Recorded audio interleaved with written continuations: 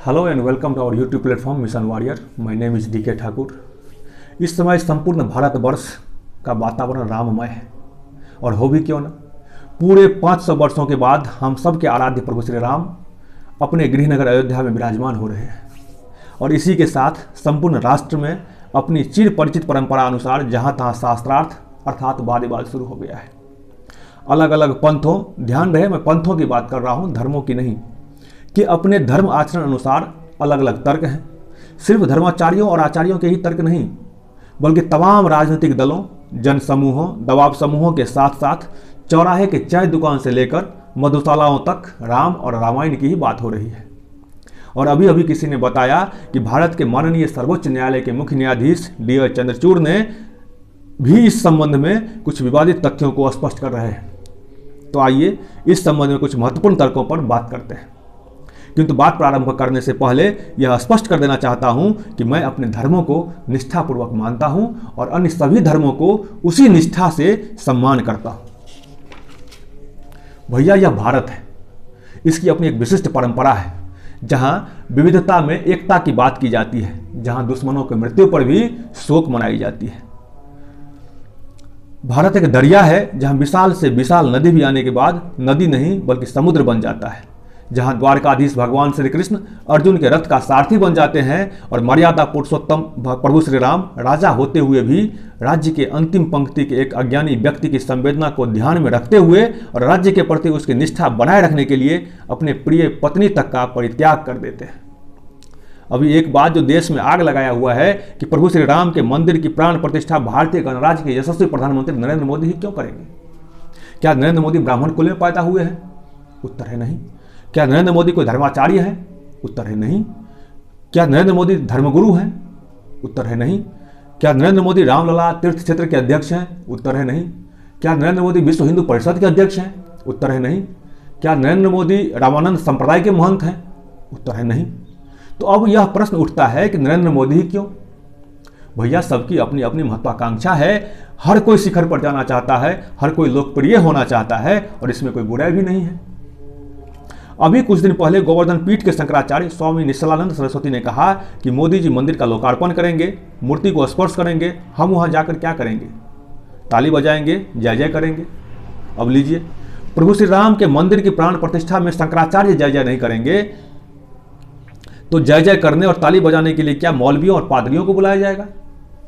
ज्योतिर्मठ के शंकराचार्य अविमुक्तेश्वरानंद सरस्वती कह रहे हैं कि अधूरे मंदिर में प्रतिष्ठा कैसे हो सकती है, क्योंकि मंदिर की प्रतिष्ठा होती है। मूर्ति तो जीवात्मा है, प्राण है, शरीर तो मंदिर है, और जब अभी शरीर पूरा बना ही नहीं तो उसमें प्राण कैसे प्रतिष्ठित कर दोगे? बात तो बिल्कुल सही है, परंतु माननीय शंकराचार्य अविमुक्तेश्वरानंद सरस्वती को अब यह बात कौन समझाए कि जिन भगवान शंकर आदि शंकराचार्य के वे अनुयायी हैं, उनका शास्त्रार्थ जब मिथिला के मंडन मिश्र से और फिर उनकी भार्या उभय भारती से हुआ, वहाँ सनातन धर्म के अंदर 16 संस्कारों की भी बात की गई थी, जिसमें किसी व्यक्ति के जीवन का पहला संस्कार गर्भाधान संस्कार होता है, और ऐसा माना जाता है कि जीवात्मा का निर्माण उसी दिन से हो जाता है, जबकि संपूर्ण शरीर बनने में तो 9 महीने लगते हैं। स्वामी अविमुक्तेश्वरानंद सरस्वती प्रभु श्री राम की प्रतिमा के नए स्वरूप पर भी प्रश्न चिन्ह लगा रहे हैं। उनका कहना है कि कोर्ट में केस तो रामलला विराजमान को लेकर लड़ा गया, प्रभु श्री राम के बाल स्वरूप जो टेंट में विराजमान थे उन्हें लेकर लड़ा गया, तो फिर प्रभु श्री राम की नई प्रतिमा मंदिर में क्यों स्थापित की जा रही है? बात तो यह भी बिल्कुल सही है, लेकिन प्रभु आपको यह बात कौन समझाए कि प्रतिमा या मूर्ति का मतलब ही होता है प्रतिरूप, इमेज। एक ही ऑब्जेक्ट के कई इमेज हो सकते हैं, जैसे छोटे, बड़े, नए, पुराने, HD, फुल HD इत्यादि। इसका मतलब यह तो कदापि नहीं है कि जो फोटोग्राफ स्कूल के आइडेंटिटी कार्ड में इस्तेमाल हुई हो, शादी के रिसेप्शन में भी वही फोटोग्राफ का इस्तेमाल किया जाए। अवसर के अनुसार प्रतिमा के प्रकार अलग अलग हो सकते हैं। हो सकते क्या है, होते ही हैं। महात्मन, आपके वक्तव्यों को मैं किसी चैनल के माध्यम से देखा और सुना, जिसमें आप प्रभु श्री राम के मंदिर के लिए दिव्यांग और हीनांग जैसे शब्दों का प्रयोग कर रहे थे। जब आप जैसे विवेकी महापुरुष इस तरह की अविवेकी बात करने लगेगा तो हमारी परंपरा में विकृति आ जाएगी, धर्मों के ऊपर से आम जनों का विश्वास कम होने लगेगा, सनातन परंपरा कमजोर होगी, और आप तो सनातन परंपरा के संरक्षक हैं। आप महत्वाकांक्षी कैसे हो सकते हैं?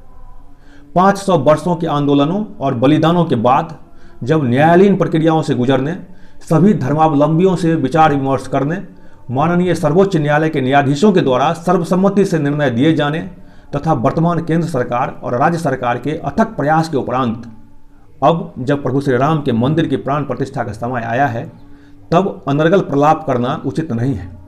यह अवसर मान अपमान का नहीं है। कोई भी व्यक्ति प्रभु श्री राम से बड़ा नहीं है। हम सब प्रभु राम पर आश्रित हैं। राम हम सब पर या किसी धर्माचार्यों पर आश्रित नहीं है। यह भारतीय परंपरा में उत्सव का समय है। मेरा हाथ जोड़कर आप सभी धर्माचार्यों आचार्यों से विनती है कि अभी कम से कम मीन मेख ना निकालें। और हाँ, एक बात जो आप लोग भली भांति समझते हैं कि राम जन्मभूमि का मुद्दा देश के सबसे विवादित मुद्दों में से एक था। कोई भी सरकार या संस्था इस पर खुलकर बात करना नहीं चाहती थी। खुलकर क्या बात ही करना नहीं चाहती थी, ब्रिटिशर्स भी नहीं। यहाँ तक कि न्यायालय भी निर्णय सुनाने के बाद सांप्रदायिक हिंसा के भड़कने से आशंकित थी और फैसला सुनाने में देरी हो रही थी। अभी देश में शांति का वातावरण है। किसी अन्य संप्रदाय जिसके ऊपर हम लोग हमेशा आरोप प्रत्यारोप करते रहे हैं को कोई दिक्कत नहीं है, तो आपस में ही आरोप प्रत्यारोप का दौर शुरू कर बैठे हैं। खैर छोड़िए, परंतु अभी के ताज़ा विवाद में एक बात जो मुझे खुशी दे रही है वह यह है कि जो लोग भारत के धर्मनिरपेक्ष छवि को समाप्त करके हिंदू राष्ट्र की छवि बनाना चाहते हैं, जिन्हें लगता है कि देश की में सारी समस्याओं की जड़ मुसलमान या अन्य धर्मों के लोग हैं, उन्हें कम से कम अब यह बात समझ आ जानी चाहिए कि धर्म और संप्रदाय समस्या नहीं है। समस्या है हमारा अहम। जय हिंद, जय श्री राम। और हाँ, एक बात और, इस बात को मत भूलिएगा कि जिस कालखंड में प्रभु श्री राम थे उसी कालखंड में रावण भी था, तथा जिस कालखंड में किशन कन्हैया थे उसी कालखंड में कंस भी था। और सबसे जरूरी बात कि इन आतताइयों में कोई विधर्मी नहीं था। जय श्री राम।